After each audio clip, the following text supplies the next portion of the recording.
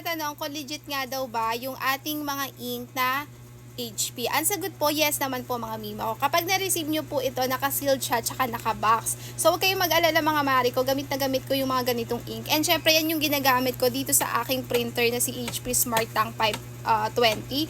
So, again, ito ay magti 3 years na mga mima ko. Hindi to Wi-Fi, kundi di-cord siya. So, ayan, ito yung ginagamit ko. Tapos, napakasulit nito kasi 135 ml na siya.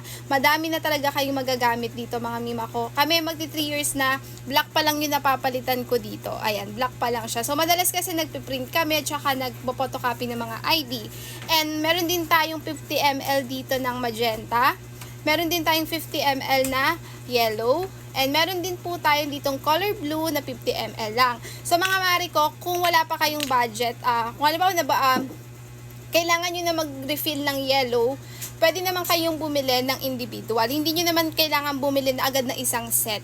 Kung halimbawa black lang yung paubos nyo na, pwede kayong bumili ng black lang. So again, mga mima ko, sa mga naghahanap ng HP ink dyan, eto na po yung i-check out nyo, nasa yellow basket lang.